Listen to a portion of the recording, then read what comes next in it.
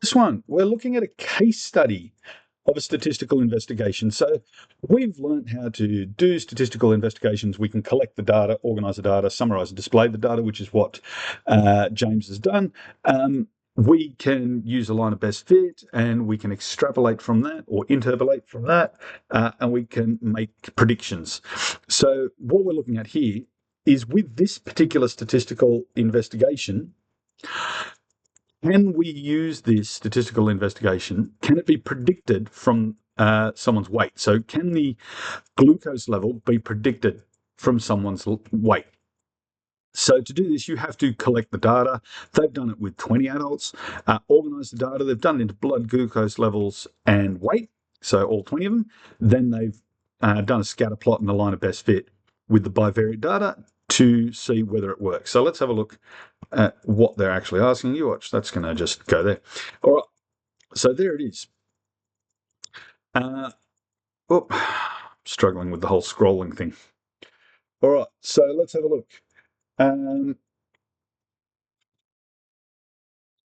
James calculated Pearson's coefficient to measure the strength of the linear association. So the result they got, so we haven't shown you, there's not many questions here, we're just going through this.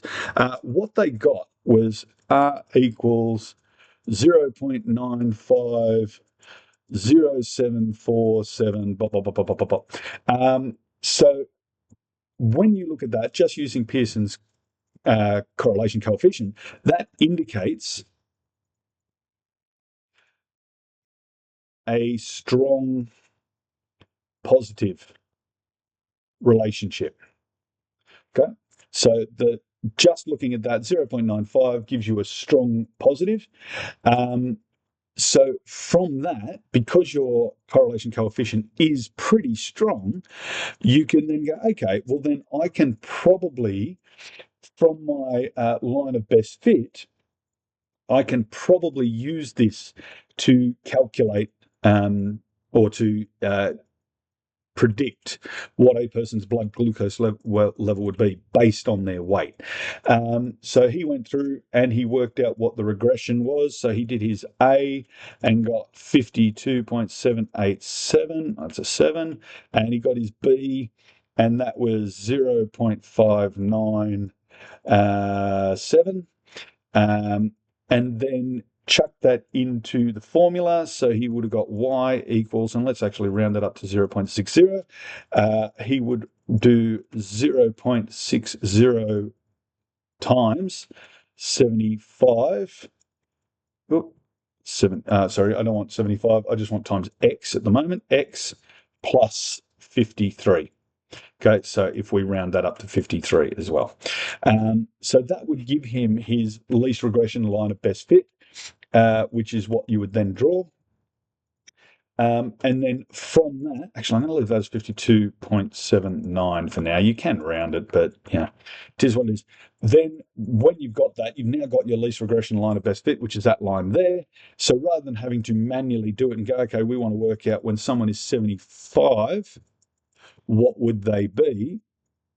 You can then chuck that into a calculator and work it out. So if you put that in, you would get glucose equals 0.60 times 75, because that's the kilograms we're using, plus the 53. So I'm now rounding it just to make it easier. And that would give me 98. So therefore, a 75 kilogram person has a blood glucose level of, and we've got the units there, so 98 milligrams per 100 mil. And I'll do it capital L for mil. And so that's how you work it out. So the question was this one legitimately able to be used? Look, it had a strong positive correlation. So yeah, I'd say yes, you could. You do have to be wary of the fact that it might not be perfect, but it had a strong enough relationship. 0.95 is pretty good, that you can say, yeah, I can use it. All righty. So